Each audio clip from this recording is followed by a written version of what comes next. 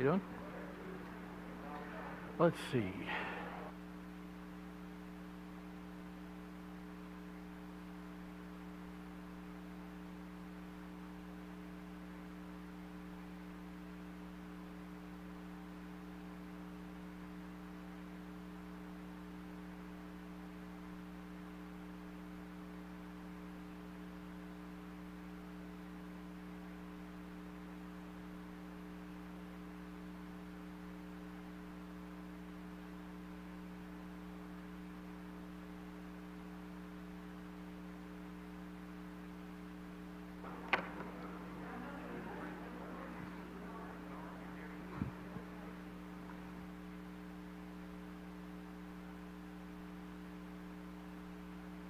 Good morning.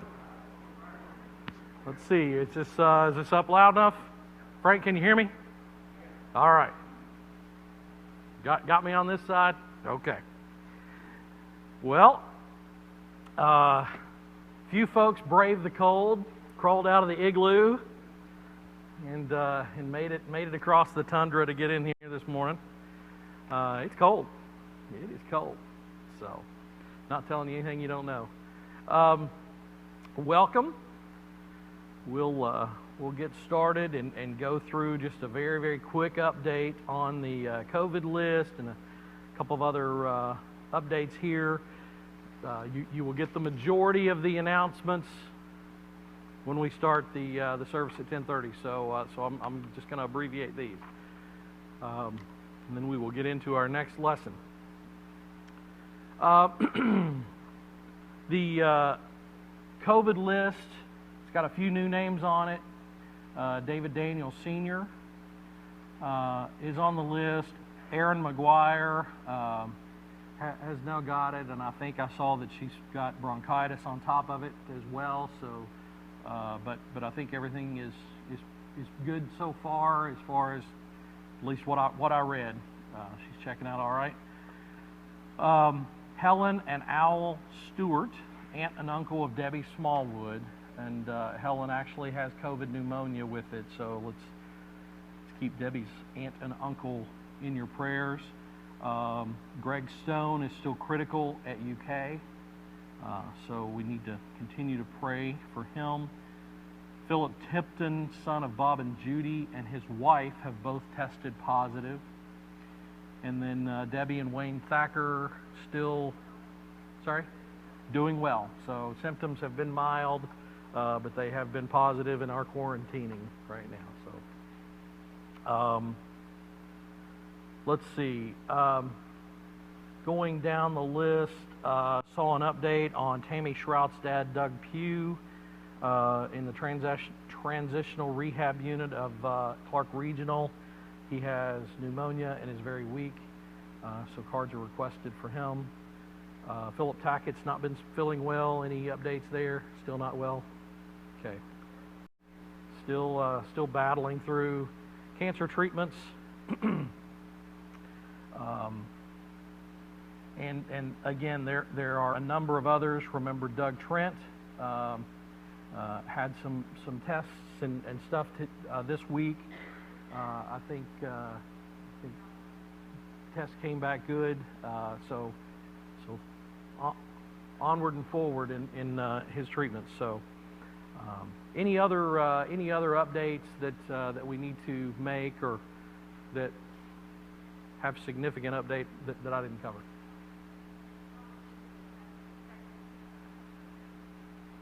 Okay, Ronnie Cooper had a cataract removed this week, and we'll have a second one this coming Tuesday, you said? Wednesday. Okay, so remember Ronnie. Okay, if nothing else, Kenny, would you lead us in a word of prayer, please?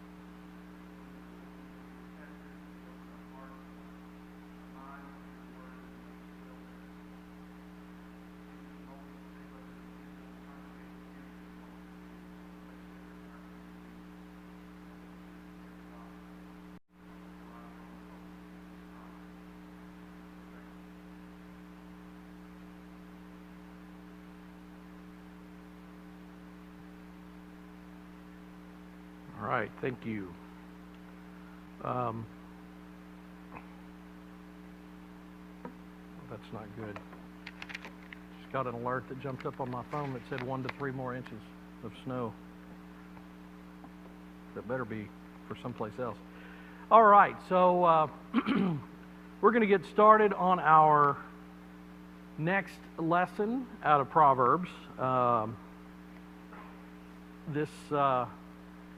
This book of lessons from primarily Solomon that is intended to provide wisdom, to provide us wisdom, common sense approaches, God-driven common sense approaches to handle the problems that we are going to face in this world that God designed. And as we've said many times, it is, I don't know, it shouldn't be amazing, but it kind of is, that this word that was written so long ago is just as applicable now as it was the day it was written. The topics that Proverbs covers, as well as the other books of the Bible, but the Proverbs topics are the same relevant topics that we struggle with every day today. This next one is not any different. Money. Now, there might be some folks that don't struggle with money. Good. I'm happy. Happy for you. But I'm guessing you probably struggle in some way. Because money struggles, it's not about having it or not having it. What we'll talk about here is money struggles. It's really about what's in your heart around it. What's your motivation around money? So we've got a few scriptures here just to set that theme and to talk and understand a little bit about, what is the message here about money. So if we look at Proverbs 11, verse 4, just to start things out. The first thing we have to realize, riches do not profit in the day of wrath, but righteousness delivers from death. The day of wrath. What does it mean, the day of wrath? It's our death, right? That's our judgment. And if we have riches on earth, what's that going to do for us in that day of judgment? How effective is that pocket full of money going to be for us? Not at all, right? If we flip over to verse 28 in the same chapter, he who trusts in his riches will fall, but the righteous will flourish like foliage.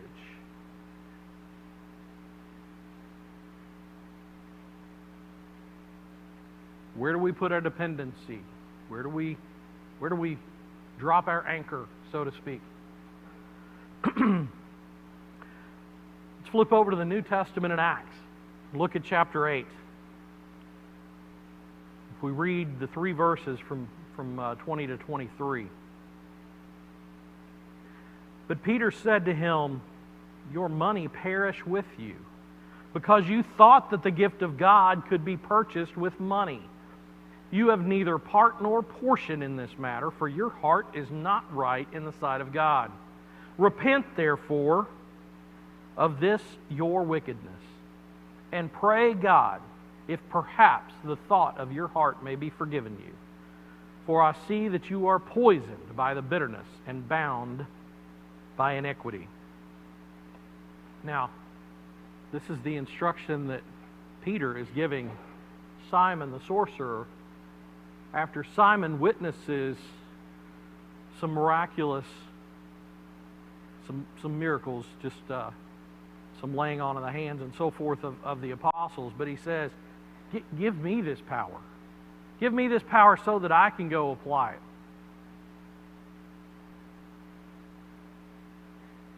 And it's not a matter when you look at the words of Peter, it's not a matter of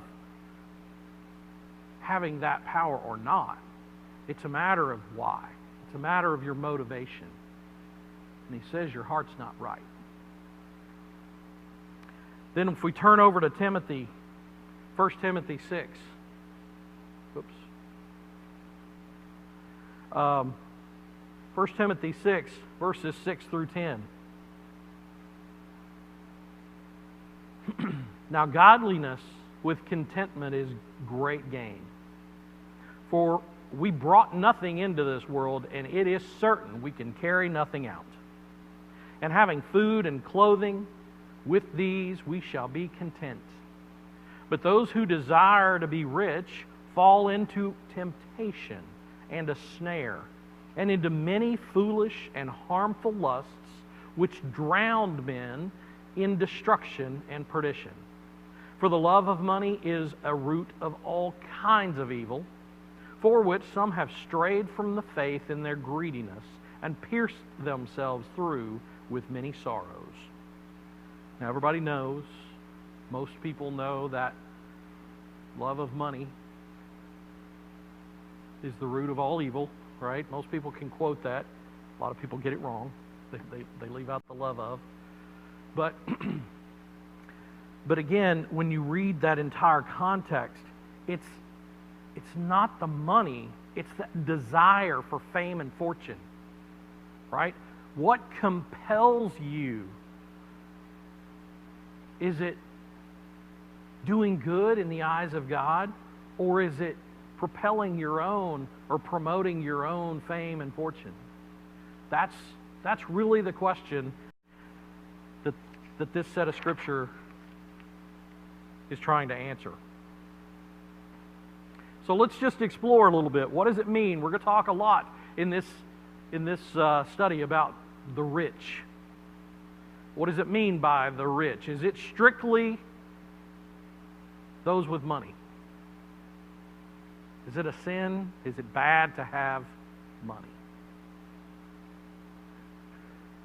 No, there's nothing here that says that. I'll just answer that straight out. There's nothing here that says that. What it says, just like the last verse that we just read, the love of, right? The love of. It is motivation. So it's the desire to be rich versus being blessed with riches. And it's also, what do you consider being rich? What does being rich mean to you? When you ask children, what does it mean to be rich? They're probably going to say, well, you have a lot of money, right? Well, I think most everybody in this room, if you ask us, what does it mean to be rich? What are we going to say? You're blessed. You've got what? You've got health, family, love. Yeah, you're able to, you've got means, right? Maybe you've got good means, but you're comfortable. And what was the word from the last verse, from 1 Timothy that we just read, that is really the most important thing here? Contentment. You have ample blessings and contentment, so you have peace. If we look at 1 Chronicles, and I put the scripture up here, if we look at 1 Chronicles 29, verse 12, it says, both riches and honor come from you, and you reign over all. In your hand is power and might. In your hand is to make great and to give strength to all. So, where do riches come from? They come from God. They are blessings, they being riches. Riches are blessings from God. Is a blessing from God. I don't know what the right context is there. Syntax, sorry. But it's when we lose sight of that we start to have a problem with money. That's the point that it's making here. Let's look at Proverbs 3, verse 9. Honor the Lord with your possessions and with the first fruits of all your increase. So your barns will be filled with plenty and your vats will overflow with new wine. What does this say? So you are to honor the Lord with what He gives you. And what does it say in the very next verse? Remember the poetry that's used here. It shows kind of opposites, if you will, or it furthers a point. But what does it say in verse 10? What's going to happen? It's going to give you more. Appreciate the blessings you've got. God will continue to bless you. Now, do not read in this that, hey, the way to get rich is to go do whatever God tells you to, and you're going to get rich. I'm not one of those preachers that you see on TV that says that. So I started to say his name, but I'm not going to. They did just find a bunch of money in the wall of his church, though. I don't know what that's about. But this says, when you've got the right attitude, the right spirit, you appreciate, you're content with the blessings that God gives you, and you give back in the right spirit, God will continue to bless you in your contentment. So, Proverbs 18, verse 11. The rich man's wealth is his strong city, and like a high wall in his own esteem. Now that's some artistic language. What does it mean? A rich man's wealth is his strong city. What does that mean? It's where his security is at, right? Think about this time frame. A city, in Solomon's time frame, what made a strong city? A big wall, right? A big defense all the way around it. And what would they do in these strong cities, right? They'd have big elaborate gates. They'd have a big high point to where, where would they build them? Up on a hill. Why? Because everybody could see them, right? I had the privilege a few years back of going to Athens. And they tell you when you go to the Parthenon, if anybody's been there, it's beautiful. It gives you chills when you walk around up there. But everybody's seen the Parthenon, right? This big temple. But it sets up on the highest point in Athens on purpose. There used to be a big cauldron that would sit out either in the middle of it, I think is where it was, but they would light the biggest fire that they could. And it would set up on this hill so that any boats or anything that were coming, they could see this Parthenon and they see this big fire. And that was their boasting. Look at our city. Look at what we've got, right? Well, that's where they put their wealth. That was their strong city. And that's what this is talking about. A rich man's wealth is his strong city.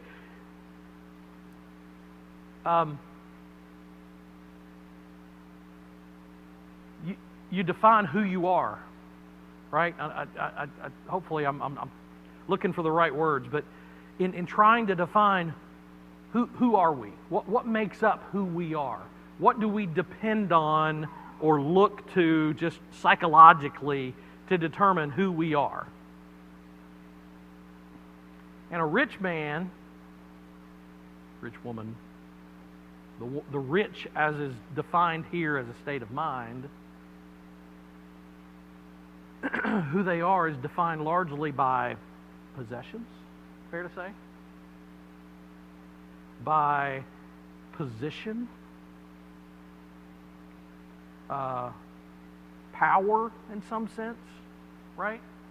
But something more materialistic. Fair?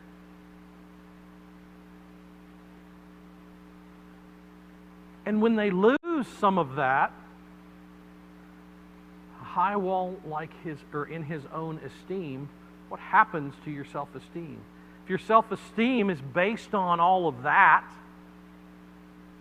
what happens if you lose some? Well, you start feeling bad about yourself, right? And then what? You got to get it back. There's one of two ways to get it back. We're going to talk about this. You either go back to work harder, or you got to step on somebody else. You got to push somebody else down, right? To move yourself up. And that's where this becomes a real problem that we have to be careful of. Any questions, comments about being rich?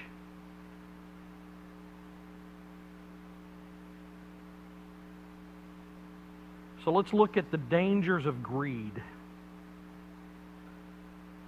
And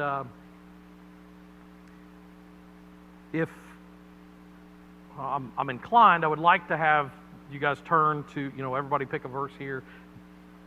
We'll go read it. The only issue with that is people online can't hear it when we do that, so I guess I won't. Maybe we can invest in some microphones on the backs of the pews. But Proverbs 1, verse 19.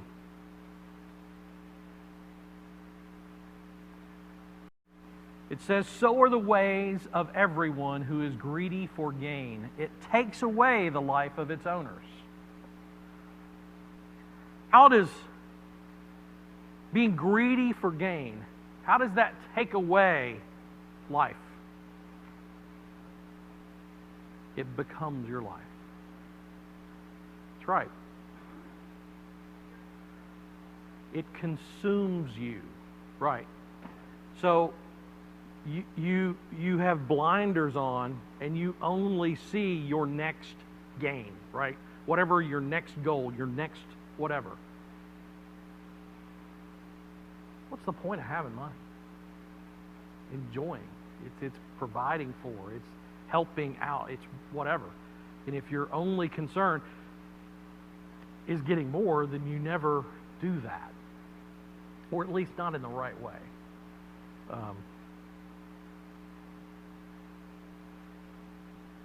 Proverbs 11.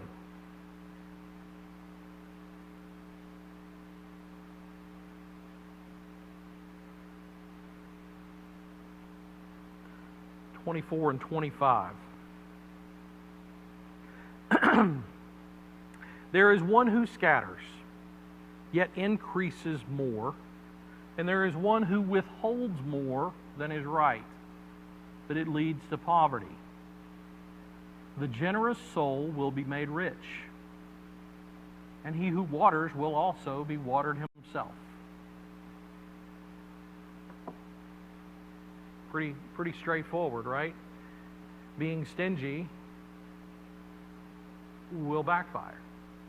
Being generous leads to blessings. Now, doesn't necessarily say what these blessings are, right? Don't think that these are get-rich kind of schemes, or that these are get-rich promises. That's not what this is. Richness in godly terms is blessing. All the things that we've talked about before. So, when you give, you receive that blessing. Which may include means, right? Proverbs 13.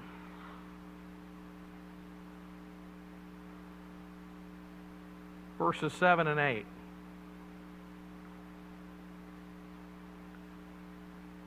There is one who makes himself rich which has, or yet has nothing, and one who makes himself poor yet has great riches. A ransom of a man's life is his riches, but the poor does not hear rebuke. And I just pointed that over to Matthew. That's basically what the commentary in my that I was looking at did. So Matthew 6 is a verse that I think we're all very familiar with. Matthew 6, verse 19.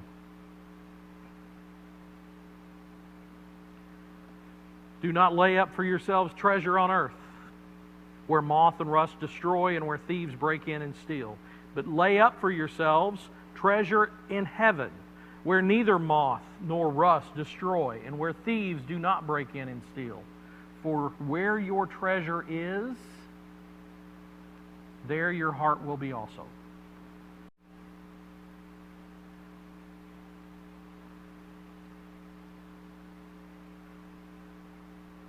The ransom of a man's life is his riches. So like we've talked about before, I made the comment where you drop your anchor. What do you attach yourself to in this world? If it's to your riches, then what's that going to look like? As those change, what happens to you?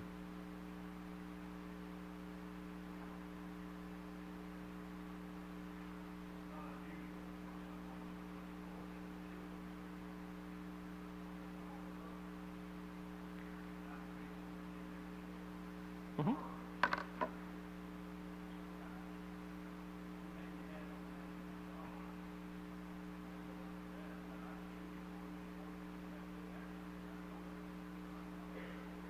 Right. Yeah, Jerry said it's not uncommon for someone to lose a fortune and then in their own life. But there are others that they lose a fortune and they move on and say, well, okay, next chapter, right? I would go also further and say that it's not uncommon for folks to earn a fortune and take their own life. If you go, and I just didn't have time to pull stats on this, so this is all anecdotal, my own view. I don't have scientific stats, so I'll keep it very minimal. But my own observation, I think you see a large number of folks that they've reached monetary success through whatever method, whether it's acting, music, Wall Street, whatever, yet you see that they have a sense of dissatisfaction. They're not fulfilled when they get there. You often see drugs, depression, and other things. Again, my own observation, but you see these other things trying to fill whatever they think they're missing, because they've reached this level of monetary success, but they're missing something. They've put all of their emphasis on reaching this fame and fortune goal, and they've missed everything that God gives us in life, and they've lost contentment. Now, there are legitimate mental issues that some of these folks deal with, and I'm not trying to diminish that, but you often see that. The frequency that you will see the famous, I'm struggling for another word, I can't think of it, but the frequency that you see the famous being found overdosed or having ended their own life, I think is high. Now, we see it all over. We don't see it just with the famous. And I think it's probably, again, my own observation, I think it's probably a similar problem, seeking something that they can't find through that effort toward fame, fortune, or whatever it is, and not slowing down, understanding what God would offer them in terms of blessing overall. Does that make sense? I don't know if I'm using my words right.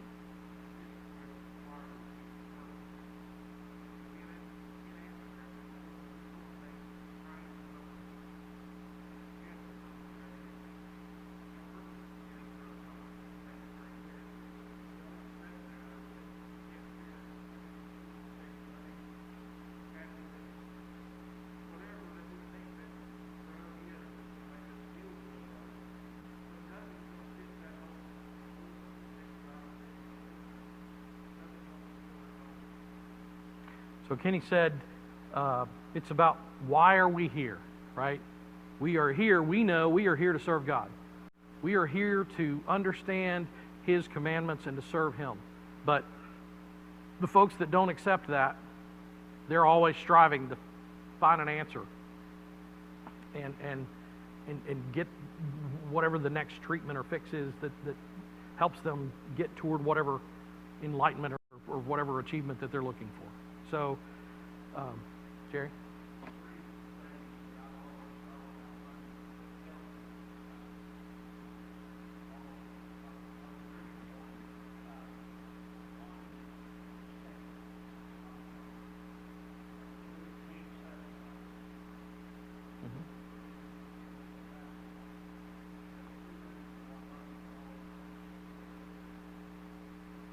So Jerry said money is temporal. You can't take it with you, and it doesn't satisfy you. Yeah, money enables life. Money enables the things that we need to go do for us and others. That's what it does. In and of itself, it brings problems if you don't use it the right way. Let's see, Proverbs 15, I think, is the one we're on now.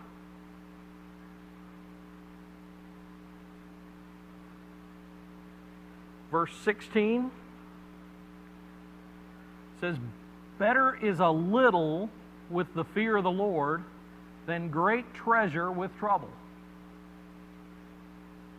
I think that makes a lot of sense. Better to have a little bit and understand the will of God than to have a whole lot and the trouble that comes along with it. You know, there's some verses, and obviously you guys have got the paper that's got the full list of all the verses here. I didn't pull up all the ones that talk about how the poor has no friends and the rich has got too many. Basically, obviously I'm paraphrasing, but there's a lot. And we've talked a little bit about this. You know, if for some reason or another you come into some money or some fame, it'd be amazing how many new relatives you've got. That they start showing up. So the rich has got a lot of friends. Matter of fact, you can go look at some case studies. The one that comes to mind, just because I guess it's the age that I went through, but MC Hammer, if anybody knows that name, and I'm not trying to refer to anybody, but but back in the 80s, he was famous, you know, singer, rapper, dancer, and was just living the high life. And then by the end of the 90s or the beginning of the 2000s, whatever, he was flat broke and couldn't do anything. I mean, selling everything he had. Why? Because he had too many friends that kept taking. And guess what? Now, when he didn't have any money, he was all alone. And you see case after case of that. So it's just it's kind of amazing. Well, it's not amazing. It makes sense. You see it. But the advice that we get here and the fact that it's the same. Again, I go back to what I started with. It's the same then as it is now.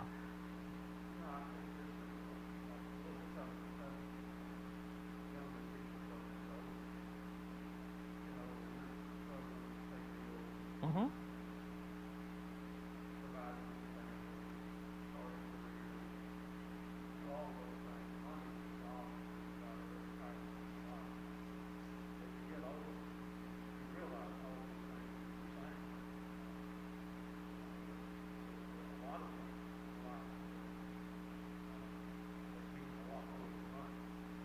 Right.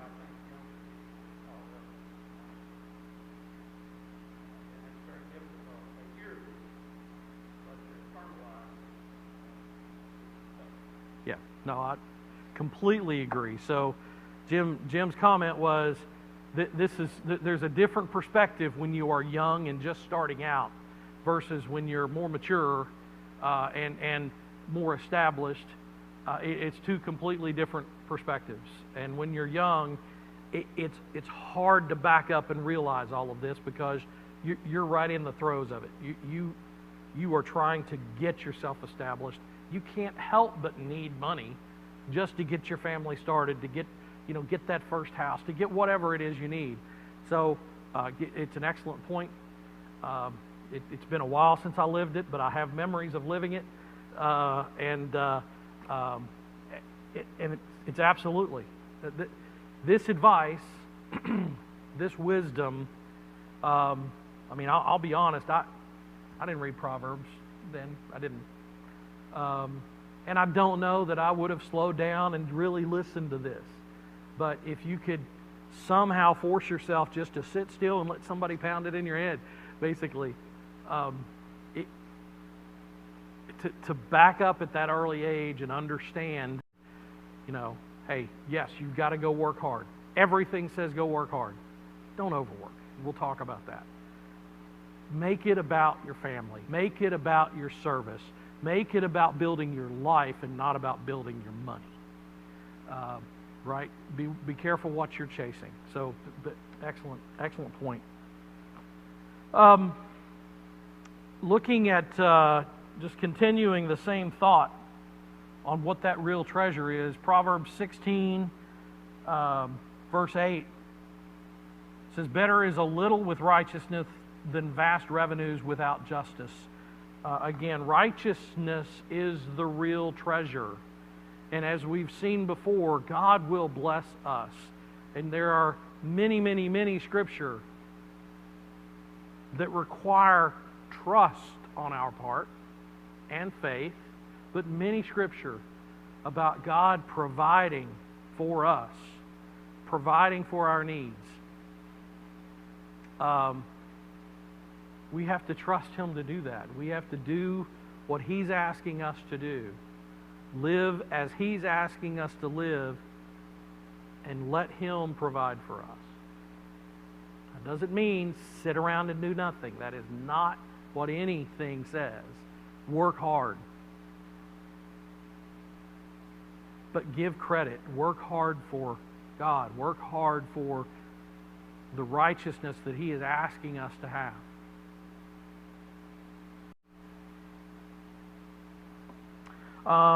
Proverbs 20.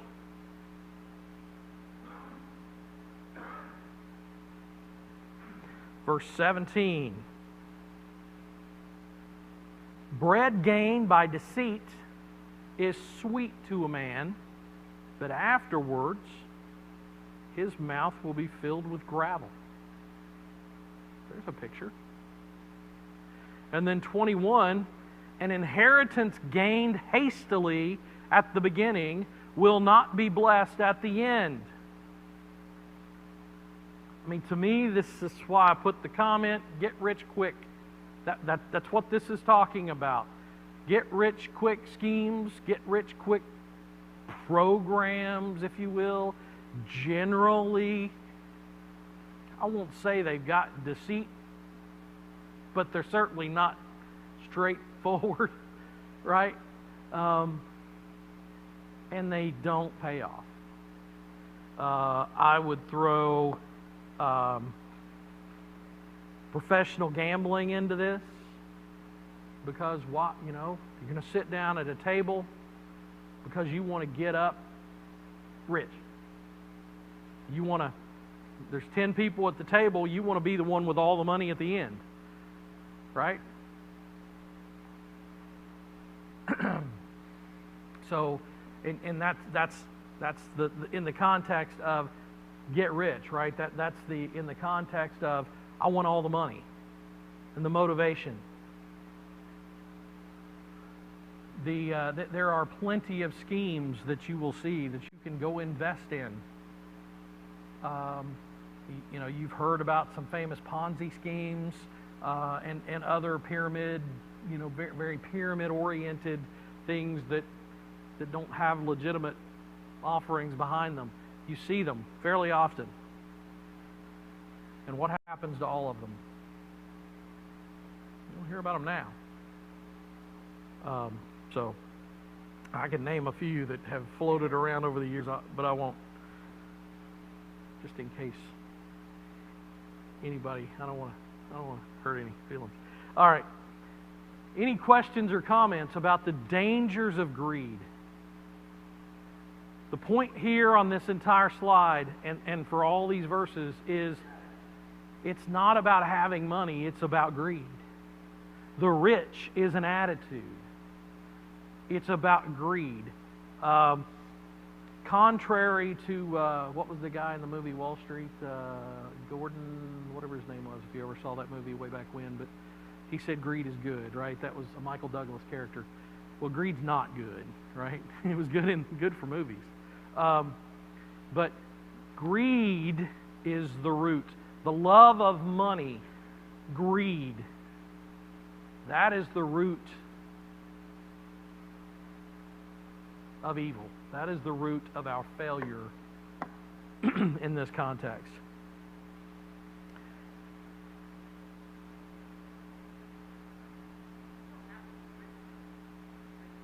That's right.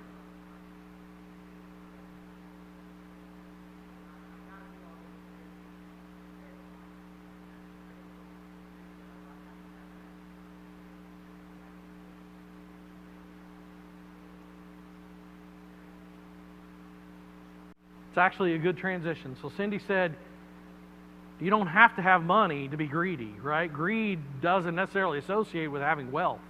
That there are folks that don't have money that are still greedy. They want everything, and you see that in a lot of things too. You know, again, I'll not go any further with that, but but you see that, and I think on not this slide, but the next one, we're going to talk about some of that, I believe, as well. In this one, let's look at Proverbs 13. We'll talk about the good and bad ways to get wealthy. Again, it's not about the money, it's about the attitude. It's about the greed and how you come about the money, right?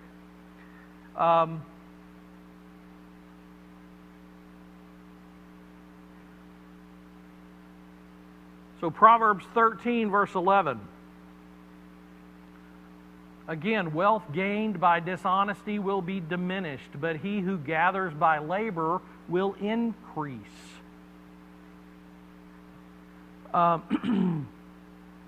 Flip down to 21. And we'll look at 5 and 6. The plans of the diligent lead surely to plenty, but those of everyone who is hasty surely to poverty. Getting treasures by a lying tongue is the fleeting fantasy of those who seek death. I like that literary language there. Treasures by a lying tongue is a fleeting fantasy.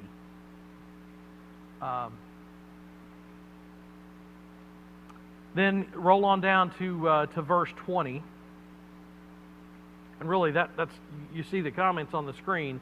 It's really those two verses that they're what we've talked about there. It's really about patience and discipline, and then having respect for where all things come from. Let's see, 21 verse 20.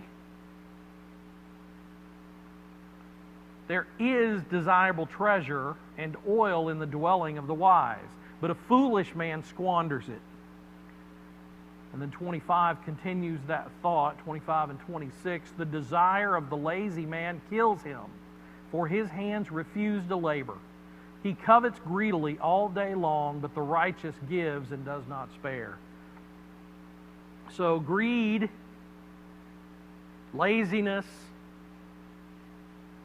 selfishness, or being stingy. Those are really the three things that it's talking about. This love of money to the point that you're keeping it all for yourself is a sure way to lose it, as well as your soul. 22:16.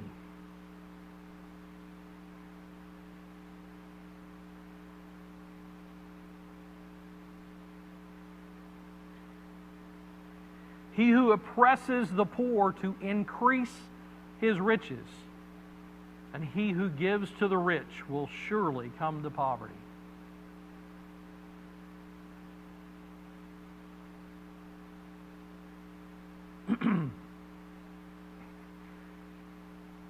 Success through repressing others. Do we see that? Do we see people making money off of those that really don't have the money to give them? And you see them doing well for a while, it kind of hurts your stomach, right? But it will ultimately fail. Whether it fails on this world or after. Don't know. But it will fail. It will not serve them. Then 23. We'll look at 4 and 5.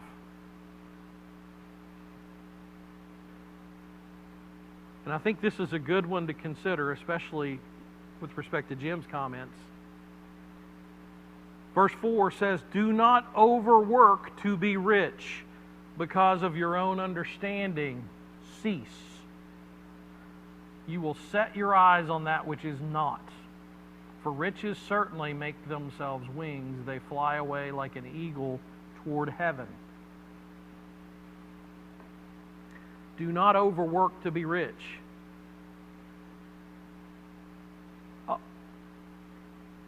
Everything that we've looked at building up to this point, right? We've had a lesson on the lazy or laziness, those that won't work, and the message is, go out, be a hard worker. Be a hard worker. Just do it with the honor, right? Do it to honor God. Do it with respect for what He's giving you. But this says don't overwork to be rich. What's the distinction? What's the difference there? Your motive? Your motive is definitely part of it, but it's never stopping. Now, you hear about, and again, I don't want this to be a personal attack at anybody, because I realize how work schedules work, right? Because I have to put in long hours sometimes, but you hear about people that take up every minute of overtime that's available to them.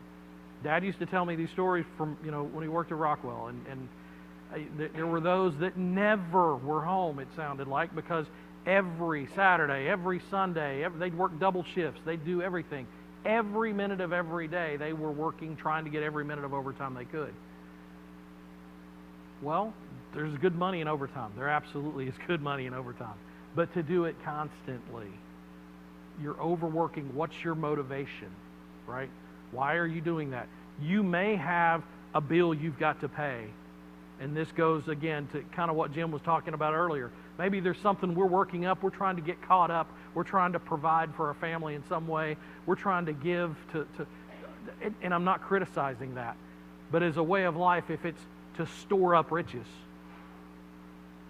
if it's focused on just money, and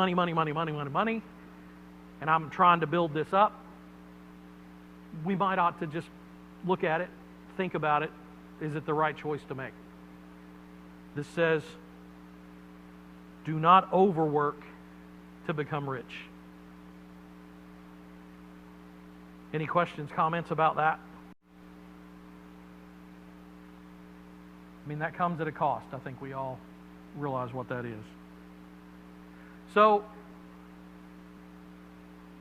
closing slide here is let's just explore some of the wisdom that Proverbs provides us here concerning money matters. And one of them, there's a lot of comments here, a lot of Proverbs about loans and about debt and about co-signing for debt for others, for strangers especially. So I pulled this one out. We look at Proverbs 6, the first 5 verses. And it says, my son, if you become a surety for your friend, that means if you basically co-sign for them. If you have shaken hands in pledge for a stranger, you are snared by the words of your mouth. You are taken by the words of your mouth. So do this, my son, and deliver yourself. For you have come into the hand of a friend. Go and humble yourself. Plead with your friend. Give no sleep to your eye, nor slumber to your eyelids. Deliver yourself like a gazelle from the hand of the hunter, and like a bird from the hand of the fowler. The message here is carefully, don't promise what you can't pay or control. An unwise debt or an unwise commitment that you don't have any control over fulfilling is a form of bondage to you, and it takes your focus, right? It pulls it away from what it should be, and it can cause this, not necessarily greed, but it can cause this self-centered kind of focus and shift perspectives. Does that make sense? Just be careful what you commit yourself to, or more importantly, what you allow yourself to be committed to by somebody else.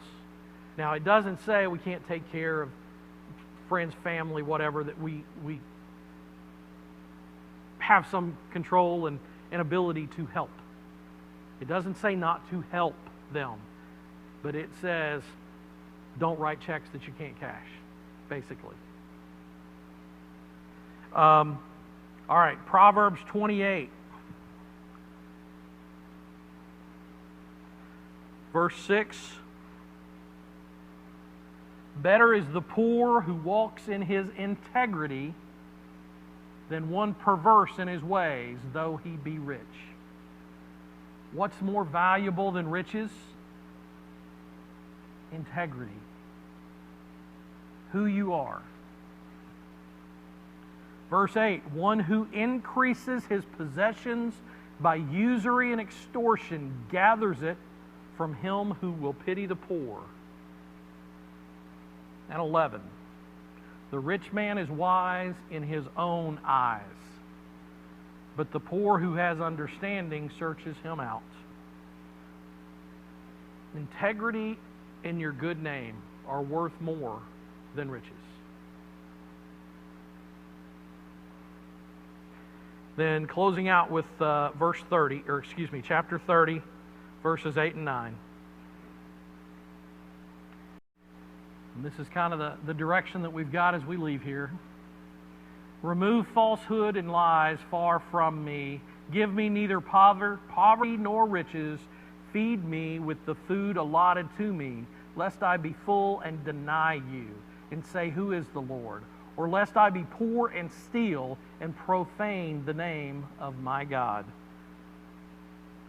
We can let riches and the desire or the pursuit of riches distract us from God. Distract us from what He would have us to do. He asks us to be content with the blessings He gives us, to work hard, and He will take care of us. Any closing comments or questions? All right, thank you.